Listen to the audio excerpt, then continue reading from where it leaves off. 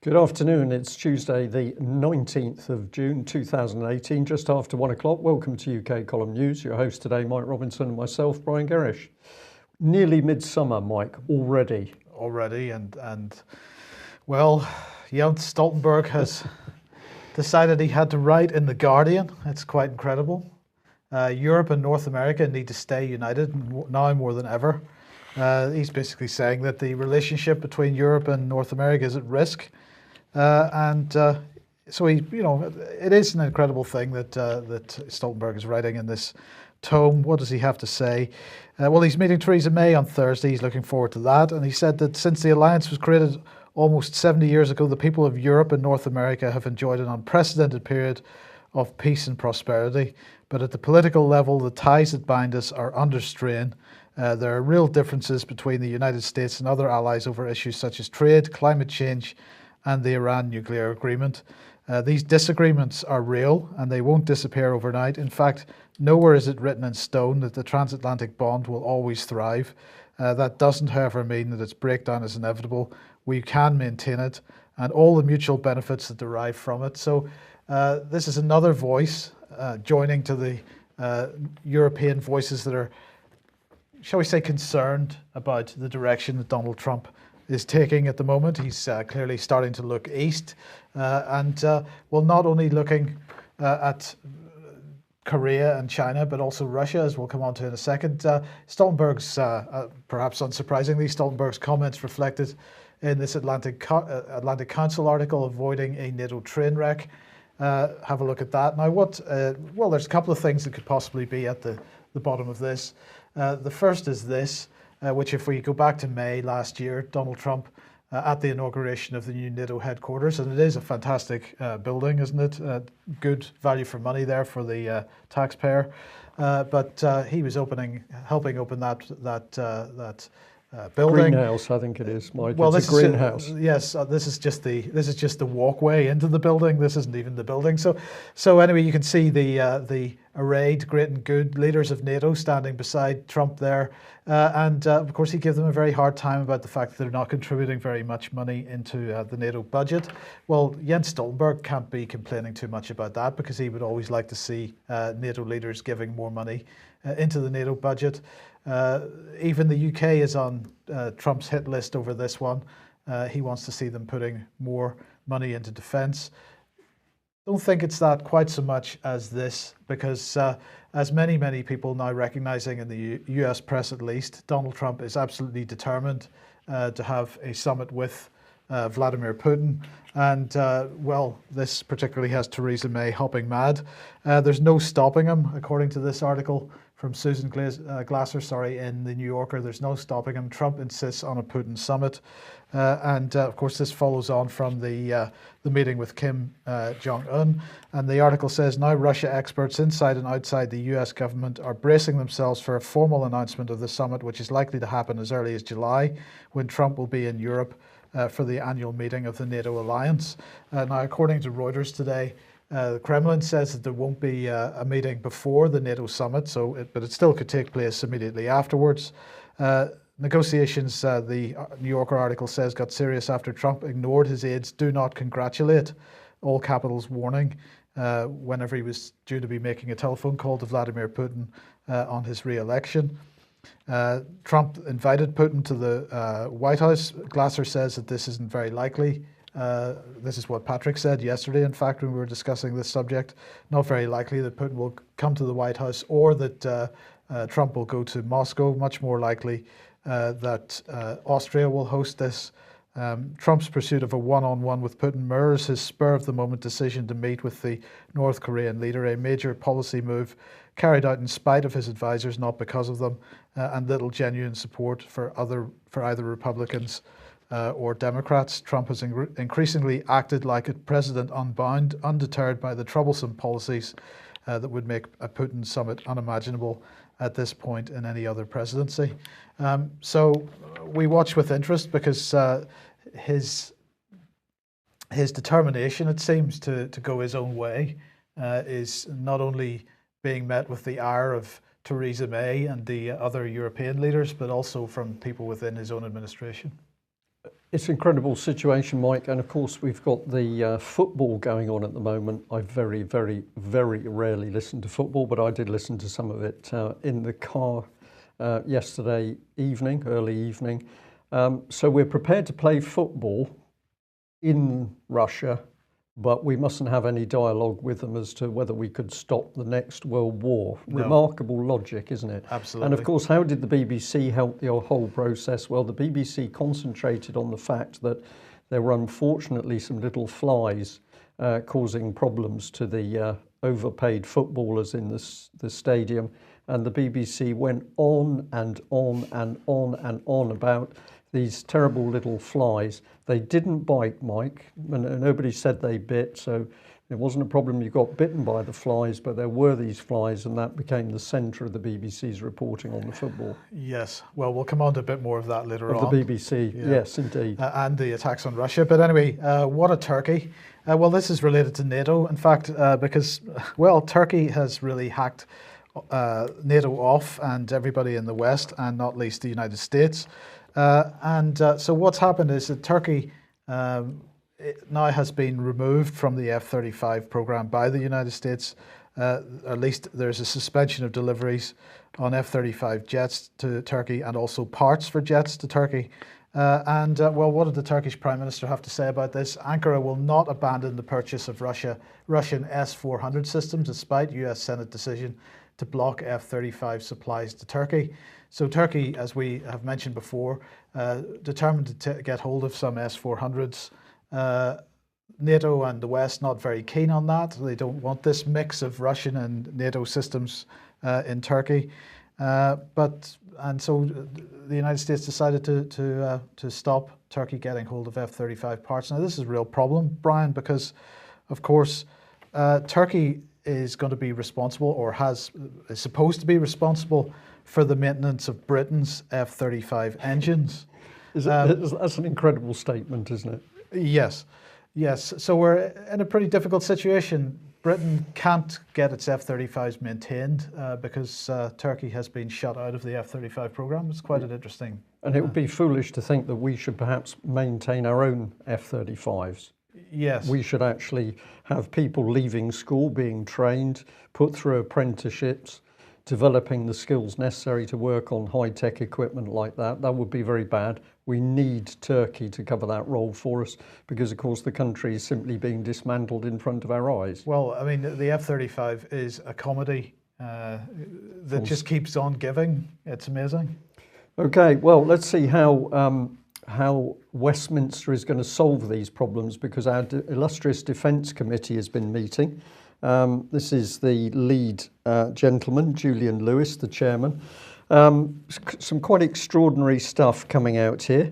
They congratulated the Defence Secretary, Gavin Williamson, for extracting military spending from the remit of the government's National Security Capability Review. Stay with it, because this is quite complex. So there we are. We congratulated Gavin Williams. So there we are. The NSCR, so that's your National Security Capability Review, fiscally neutral nature, risk deep cuts in parts of the armed forces, such as the potential loss of the assault ships Albion and Bulwark, and created the perverse situation that a review prompted by intensified threats could result in reductions in capability. Right. So if we put that in simple language, we've got a system in government that when you identify that the threats to the country are increasing, we deal with it by actually reducing our capability to deal with the threat. Mm-hmm. And that's simply described as a bit of a perverse situation. It's not utter chaos, it's not deliberate treason on the nation. We've got a bit of a perverse situation where we tell the public that they're under greater and greater threat, particularly from terrorism and Russia, and then what do? We start to rip the military apart. Well, the objective for them is beyond 2%. They want to spend more than 2% of the GDP on defence. And I've added the extra label here that just as with the NHS, the deliberately created chaos in the armed forces is hidden under the smokescreen of insufficient cash. So what can we give in detail on this? Well, this is a bit more. The report said this. It warned of serious deficiencies in the quantities of armoured vehicles and artillery available to the British Army, the lack of vehicle-mounted anti-tank weapons and self-propelled artillery, as well as the need for modernisation of rocket artillery. And all of this has left the army at a serious risk of being outgunned by its Russian counterpart. I mean, this is fantasy land again, Mike, but what they are saying is basically the British military, whether it's the Navy or the Army, simply can't function, and this is a deliberately created situation for which the MPs need to be held accountable. And it seems to be based on the premise that we have a Russian counterpart, that is our enemy. Well, and that we are capable of taking on the Russians. So, I mean, this is just the nonsense of Salisbury and Novichok. What else did they talk about? Well, they said other defence needs identified by the committee included this: greater anti-submarine warfare capacity. Now, this has got to be effectively a lie by omission, because the Telegraph, at least as one of the mainstream papers, was reporting at least 6-9 months ago that we didn't really have any submarines at sea, and that was correct. So to say that we need to enhance anti-submarine warfare capacity is simply a smokescreen over the top of what's really happening. The generation of a Royal Navy carrier group capable of protecting the new Queen Elizabeth class aircraft carriers without depending on other states. There's the key, because they're now admitting that we've got aircraft carriers without aircraft, but if they had aircraft, we couldn't defend them without the use of European navies. And this is the clue as to what's going on. The maintenance of the target strength of the regular army at a minimum of 82,000 personnel. Well, speak to anybody in the army and they will tell you that by the time you've taken out all of the logistics and the other non-combatant arms of the armed services, they haven't got enough people to do the job. So that's a half-truth as well. And then it says a layered air defence system to protect the war-fighting division. This means to me that we can only now put roughly 15,000 people into any form of battle, and even if we did, we can't defend them properly because we haven't got an air defence system. So what we've got is chaos today, but it's sold as this is all going to be fixed tomorrow. That's the jam for tomorrow. And if we have a look at some of the reports, this was from a few days ago when the Daily Mail pointed out that basically our latest and greatest Type 45 warships were not going to sea. So it put some statistics in here. They can't sail, and they're taking the mickey because they've had problems sailing in warm water. Spent 80% of the year in dock. If I may jump back to my time serving in the Royal Navy, when I was on board a steam-powered frigate, which of course needed a lot of maintenance, we were still managing over 60% of the time at sea. And we're here in 2018, and we've now got some of these ships that have spent a year in port because they're non-operational. This was a little comment that went with it. It said that in the article last December, Britain had no major warships on operations anywhere in the world for the first time in living memory. So the facts are all there in plain sight, but Westminster is simply making up a story that the problem is that there's no money. This isn't the result of no money. This is the result of chaos in the design and procurement of warships and other equipment. So if we have a look at how the Ministry of Defence lies to the public, this is the slide we need. And what do they have to say? Well, the Royal Navy has a truly global presence with 25 ships and submarines currently at sea. This cannot be true. This cannot be true unless they are counting these little tiny university training vessels, and we're to believe that they are helping to defend the globe, as it were. So let's go on. It says, since 2016, our Type 45 destroyers have proved indispensable on global missions to protect commercial shipping in the Gulf, support coalition attacks on Daesh, prevent the smuggling of weapons into Libya, and lead the NATO maritime task force in the Black Sea and the Mediterranean. This cannot be true because, of course, we know that these ships are not going to sea. So there's no way they're preventing smuggling of weapons into Libya because the water's too warm in the Mediterranean Sea, and aside from anything else, all the weapons are moving out of Libya, not into Libya. Right. But this is being pushed at the general public as truth by Westminster, when of course we can see that it is it's false information, it's lies, and yet we have a defence committee not holding the government to account. They're simply going along with those lies.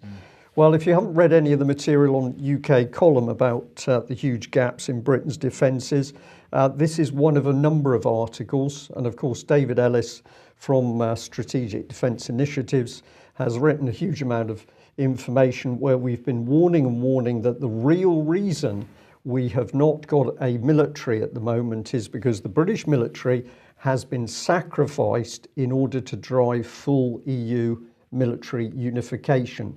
And this process is still going on despite all the lies and cover-up from the British government. Okay, NHS, Brian, over the last, I think it was 2 weeks ago, we reported covered the rise in deaths apparently in England and Wales through the NHS, unexplained at this point, up until today, because the Telegraph has it. Here we go. It was in fact the beast from the east. That is what caused the higher winter death rate this year. So we don't need to worry about privatisation of the NHS and the underlying collapse that's causing that, or that's being used as a driver for that, because apparently it was Russia that did it, and that's all we need to worry about. It's the Russians. Well, it isn't the Russians, and I have to say that UK Column a couple of months ago put on an event in Nottingham on the NHS. Some truly astonishing information came out of that. Of course, the minimum is that despite all of the the defence from Westminster, the NHS is being privatised, is now very close to being privatised, and that privatisation has been achieved by creating absolute chaos inside the NHS, including using agents to disrupt and disturb the processes. Excuse me. And what we know is now coming to the surface is the real detailed information about the number of people who've died unnecessarily within the NHS. Now, this is one report that's come to light over the last couple of days, that we've had an inquiry going on as to deaths at the Gosport War Memorial Hospital between 1988 and 2000. And this whole thing is around a GP, Dr. Jane Barton, and she's accused of prescribing fatal doses of a painkiller as strong as heroin while she worked there. She's described as brusque and indifferent, and she's said to have, quote, shortened hundreds of lives with her prescription of diamorphine, according to the report. The inquiry is investigating the deaths of more than 800 patients at the hospital that goes back nearly 30 years. So we've got a sort of inquiry, Mike, which appears to have come out of nowhere almost, to have a look at what's been happening.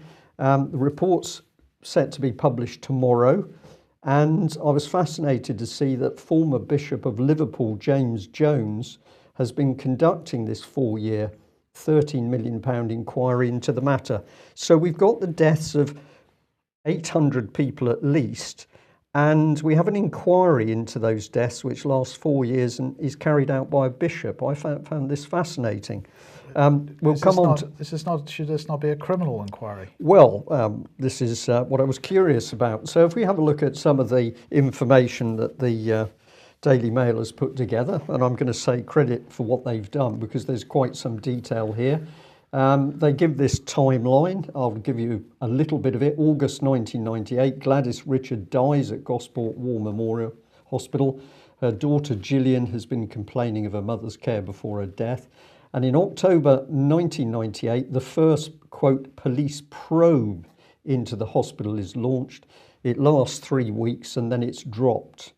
In October 1999, a third police inquiry is launched. Case files are sent to the CPS to investigate, but 6 months later, the CPS decides there's insufficient evidence for the prosecution, and that one's dropped as well. July 2002, the Commission for Health Improvement concludes patients are being put at risk by poor practice by the hospital's healthcare workers. And in 2002, the Department of Health requests that Professor Richard Baker, he should conduct an investigation to look at patient deaths. In November 2002, police begin another investigation called Operation Rochester. A total of 92 deaths are investigated.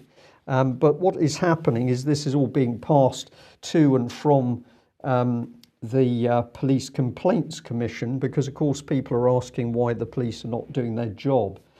So in 2004, two years after the launch of Operation Rochester, the first files are finally sent to the CPS.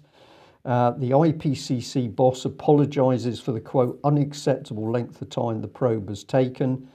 In early 2008, the coroner receives case files, and in April 2009, the coroner's jury finds that Dr. Jane Barton prescribed drugs that contributed to the deaths of Elsie Devine, Elsie Lavender, Robert Wilson, Brian Cunningham, Jeffrey Packman. And by August 2013, Professor Baker finally publishes a report. He found opiates, painkillers had almost certainly shortened the lives of some patients. July 2014, a Hillsborough-style inquiry is launched into deaths at the hospital. And this is where it starts to get very interesting, because we start out with deaths, but we then don't have a full police investigation. We just have a probe, and we end up with a Hillsborough-style inquiry.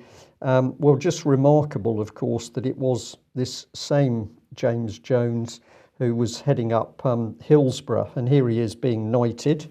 The report in the Liverpool Echo here says, last April, a jury in new inquest found the 96 Liverpool fans who died in the disaster were unlawfully killed and supporters were not to blame. So we've got unlawful killing, supporters not to blame, and the bishop has done good work because he's getting his gong from the Queen. This is what he had to say.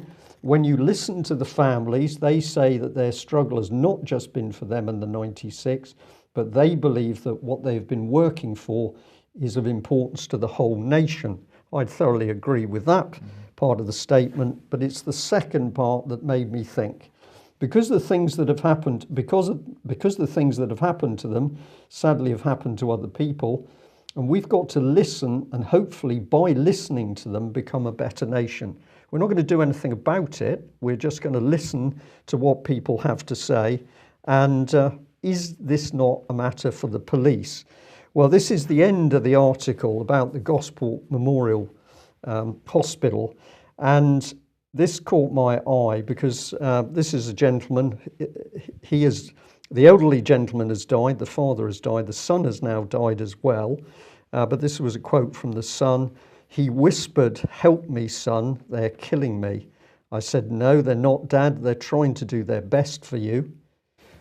And the next day, the father was in a coma and never recovered. And the son said, "I'm heartbroken. Dad knew he was going to be killed."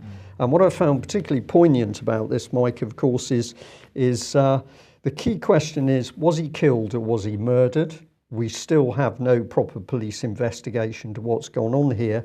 And we're told in this inquiry that they're not necessarily going to pass it forward for the police to investigate, even though we're now up to 800 people.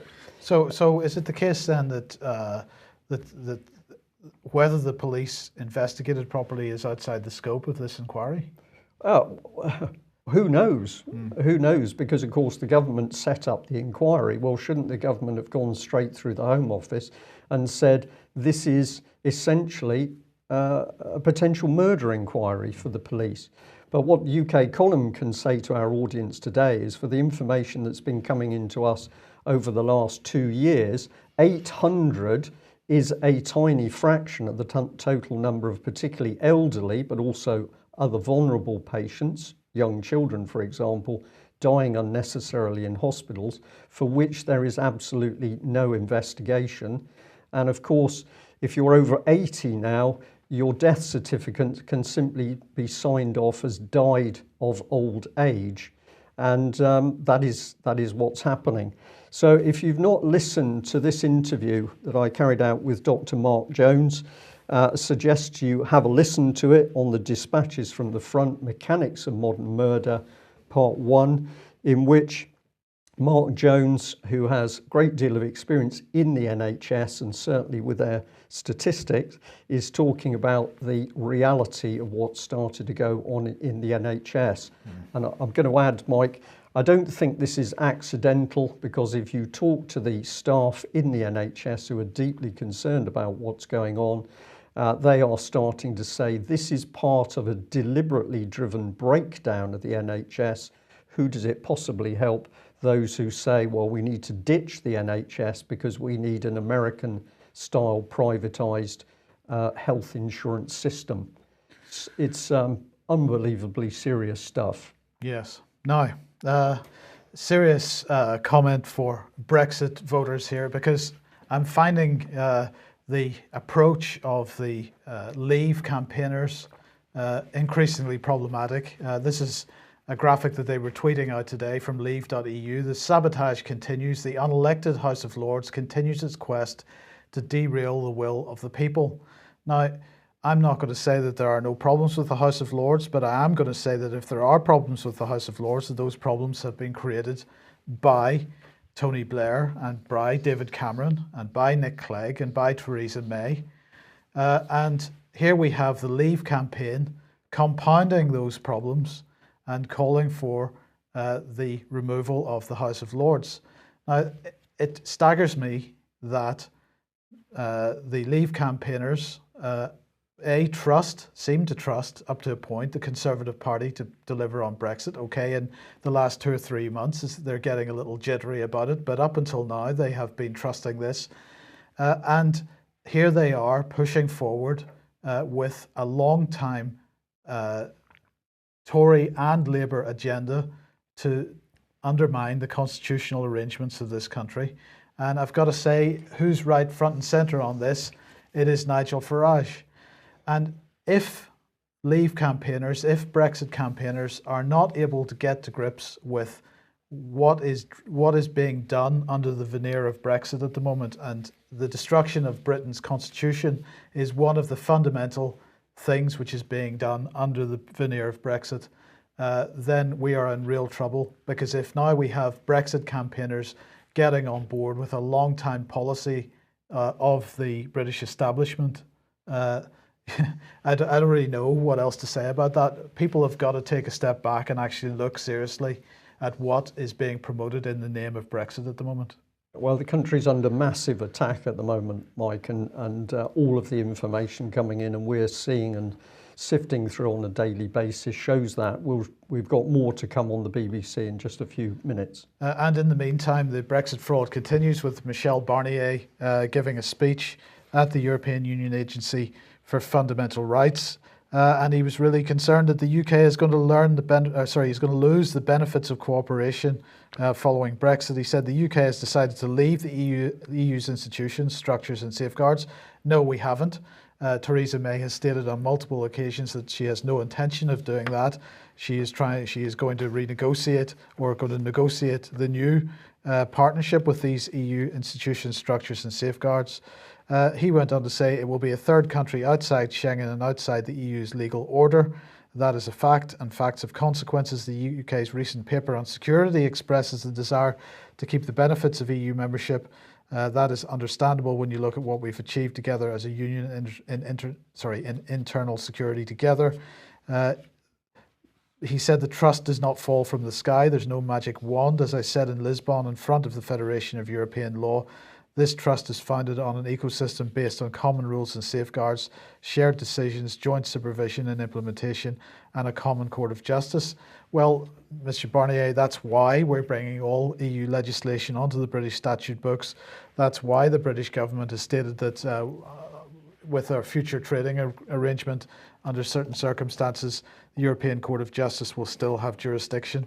And he went on to say, if you leave the ecosystem, you lose the benefits of cooperation. You're a third country because you've decided to be so, and you need to build a new relationship. Yes, indeed, you need to build a new relationship. If you want a new relationship, Treason May has said that she wants to build a new relationship with a greater breadth and a greater depth than we've ever seen before. You know, this type of rhetoric from this man may get headlines in the British press, but frankly, it's all fraudulent because it's just there to generate angst within the public. Yeah. Okay, quick advertisement for AV9 DVDs. Those are available on the UK Column website. They're selling quite well. Please get a copy if you would like to watch these 14 presentations from fantastic presentations that were given in May. Well, let's get straight on to this. We have only, well, in fact, I think we've probably got about 19 hours left to save the world, as it were. This is Save Your Internet, Heroes or Zeros. We mentioned this a couple of weeks ago. Two new pieces of legislation. It's the European Digital Single Market Directive on copyright, originally published in 2016. Two articles in that are of particular concern. One is the filtering of all uploads to the internet on copyright grounds. So this is a broad-based filtering system, which is under Article 13. But the more serious one, in my opinion, is Article 11, which is a link tax. The link tax proposal, which establishes a special copyright-like fee to be paid by websites to news publishers in exchange for the privilege of using URLs in articles and so on. The key point about this was, aside from as despicable as that is on its own, the key point about this was that this was being couched in the language of being an unalienable right, which means that even if a news publisher was prepared to waive the so-called link tax, waive the fee on this, it would be unlawful for them to do so. So look, I'm seeing lots of people pushing out stuff like this: stop the censorship machine, delete Article 13, which is mainly concerned about the sort of YouTube copyright claim style scanning of every piece of content which is uploaded to the internet. That is bad enough, but I think Article 11 is the one that deserves the greater concern. But not very long now, just today, to get in contact with any members of the European Parliament that you might want to contact to try to convince them to vote against this. And why do we need to do that? Let's have a look at our own BBC, and I'm going to thank the person who highlighted this to me a few days ago. This is BBC Radio 4, Advertising Dangerous Visions, First World Problems. Martin Jameson's 5-part drama draws on detailed research to create a compelling account of the consequences of a UK civil war. I don't know what would happen, Mike, if UK Column put on a programme talking about a civil war in UK, but I think we would have somebody knocking on our door pretty quickly. But this was just a stunning piece of malicious work by the BBC. And let's follow it through a bit. I've just said sinking to a new low. It's almost getting impossible to know how to describe the BBC. I've followed this through mainly on Twitter because I went to have a look at Martin Jameson's Twitter page, Smart Arts.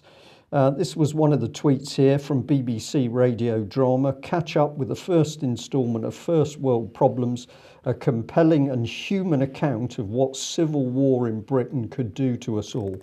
And somebody posted underneath a compelling and disturbing drama about the breakdown of society in UK. This is the BBC at its most dirtiest. Think of what BBC Media Action was boasting about in Syria, that they worked with the so-called opposition to help destabilise the country, to get rid of Assad. And here at a time when everybody knows the tension's increasing in this country as a result of the lies and mismanagement by the British government, what does the BBC start doing? Talking about a civil war. Well, my response was to, if you like, get in the face of this team. So I posted some comments on Martin Jameson's Twitter page. I've had a look today. I think some of it has been removed somehow. I'm not quite sure how that's been done. But I basically said that this was another dangerous production by the BBC death cult team. War in Syria is almost over, so let's get the idea of a war in UK started. This is mass propaganda, reframing the nation for unrest, and that's absolutely what I think this is.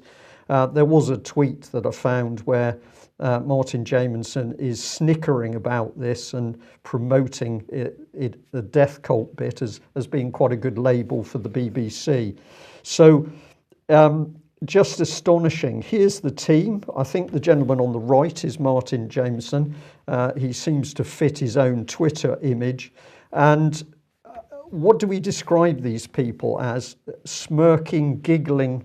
I mean, they're not very old. Do they really understand what they're doing here? But it's the arrogance of the team that's put this together, that as we know that under the surface, all sorts of tension in this country, this is what the BBC is promoting.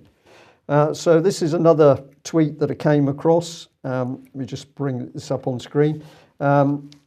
So this is part of the debate. Horrified by recent political turmoil, have a listen to this, quote, fantastic radio drama about a new British civil war. It'll shit you up, apologies for that, it'll shit you up even more.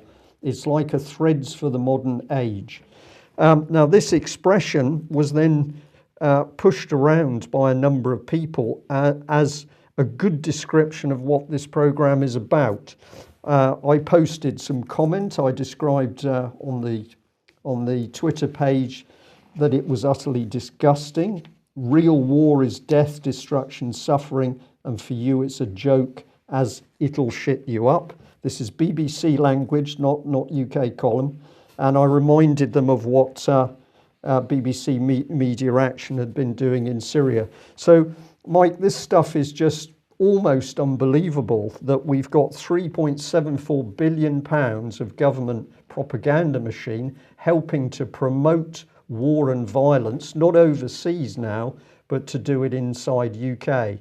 And I'm going to really encourage our audience today to respond to this, get onto the Radio 4 Twitter page, make comment, reasonable, measured comment as to what the BBC is doing here, and challenge the individuals that have produced this stuff.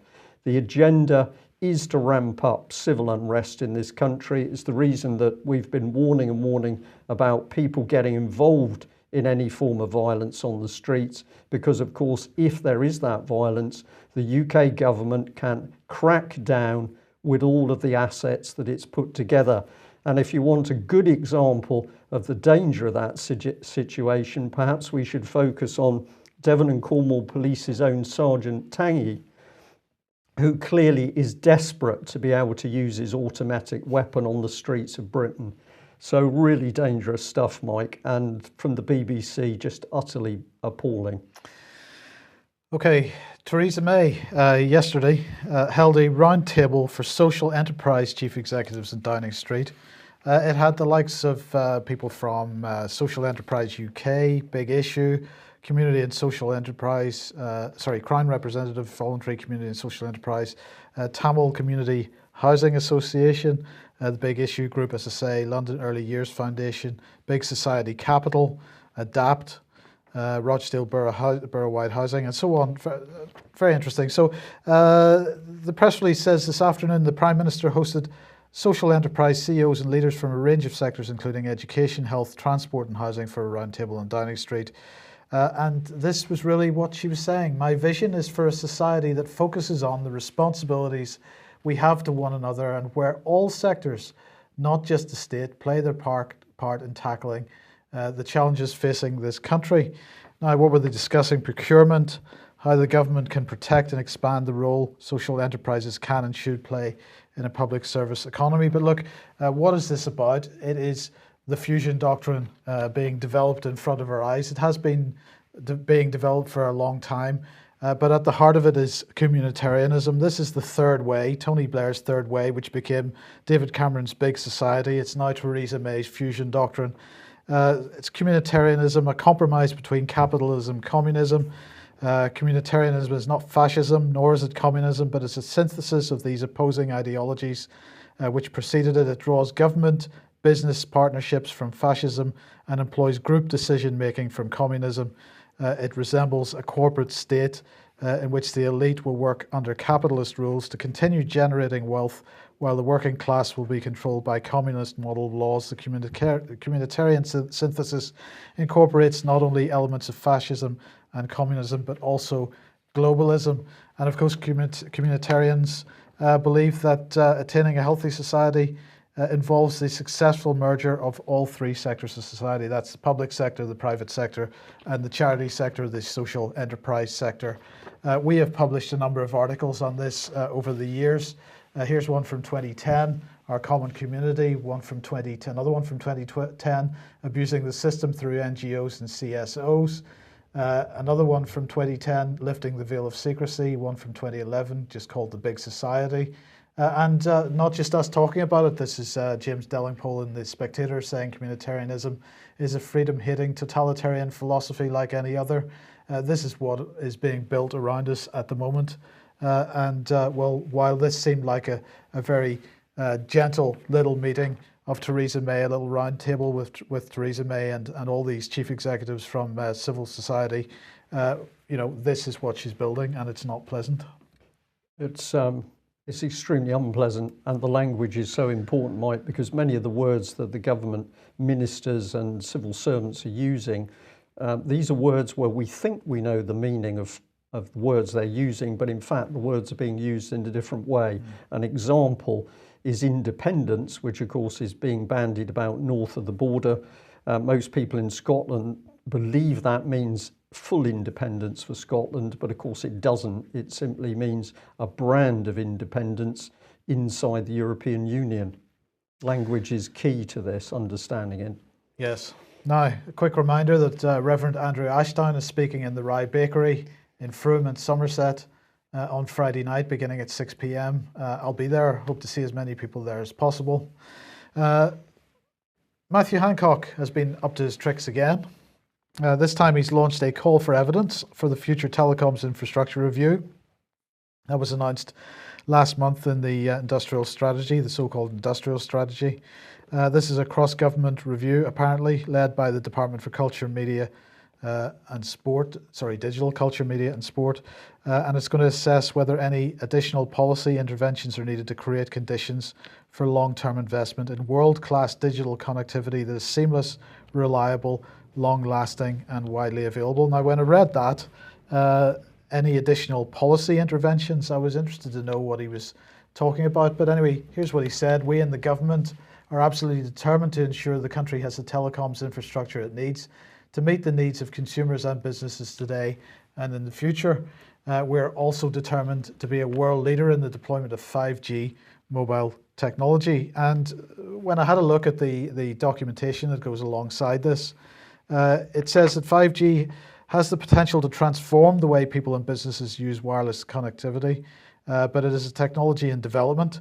Investment in the rollout of 5G ready networks should be led by the private sector, but the business case is as yet uncertain. So we're looking at perhaps a fusion doctrine here as well. As set out in our 5G strategy, we recognise, he said, there is an important role for government to play in ensuring that the conditions are in place to encourage this investment. Alongside this call for evidence, we have published an update on progress against delivering the actions from the 5G strategy and set out further detail on the areas that we will focus on to support the deployment. We will also consider with Ofcom the spectrum allocation and licensing regime to support 5G deployment. But here's the point. As this goes on, it says this, that they will support 5G network deployment pilots in urban and rural areas by testing approaches to infrastructure sharing, identifying the practical barriers and challenges to deployment, and stimulating demand for new kinds of applications and services. And So they're talking about infrastructure sharing. They're talking about alternative market structures. And so what they're really talking about is they're so determined, they appreciate that 5G is quite possibly, as it's currently architected, quite possibly too expensive to have a competitive market like we perhaps have at the moment in the mobile telecom space. And so the government is going to have to step in and create the 5G infrastructure. And we end up with this model of non-competition like we have with water and energy suppliers at the moment, where we have a shared infrastructure and this sort of not as well negative competition model that sits on top, which means prices are controlled. And again, we're looking at communitarianism here. Yeah, because ultimately this system is going to be used to control people. So you don't want a number of hands in the pot. You want the control to rest solely with the government. Well, the UK column has warned and warned for many years that the problems people were experiencing at the bottom of the pile, for want of better words, was also going to affect people higher up, and that is clearly now happening. But we're going to end on some good news. So somebody who's been under fire recently is Noel Edmonds. He's had his business attacked. Well, his business collapsed as a result of fraud and corruption in the banks. He is making a very, very big noise about this. Business Matters here has got a very good article talking about fraud and corruption in the banks. But Noel Edmonds is one of the people now who stepped forward to actually talk about what's going on. We say that nobody is safe from the scale of the fraud and the criminal activity in the banks. And of course, we need people with high profile in the media in general to be seen to be speaking out. So we're going to say to Noel Edmonds, well done. We know that you've put in a lot of hard work to get this thing into the wider press. But we also want to say that this man, the Police and Crime Commissioner for Thames Valley, Anthony Stansfeld, has also been doing really outstanding work. And he is making some statements which we've never seen anybody else brave enough to say. So in the article I've just quoted, he says this: I find it quite extraordinary that the chairman of the Financial Conduct Authority was the senior partner of KPMG that did the audits of HBOS Bank. They overlooked £1 million fraud and a multi-billion pound hole, probably approaching 40 billion in the accounts. And yet the man went on to become chairman of the Financial Conduct Authority. So the Police and Crime Commissioner here absolutely pointing out this circular system we have where people move through the banks, into the auditing companies, into the regulators. And now it's emerged that there is massive fraud and corruption going on. He is standing up to be counted. So what a tremendous guy this is. He goes on to say this: people with small debts were bankrupted, then had their assets stolen off them that are worth many times their original debt. And that is divided up between the cronies, in my view, the insolvency practitioners and others, and vast sums of money simply disappears. Where did all the money go from the HBOS case? I think probably at least 600 or 700 million went straight abroad. I think we've only recovered 15 million out of a vastly bigger sum. Who made the money and where is it sitting? So this gentleman has really nailed his colours to the mast. He's talking about not only the fraud and corruption in the banks, but he's talking about the failure of the big auditing companies to tell the truth. And he's also talking about the failure of the government to get to grips with what's going on here.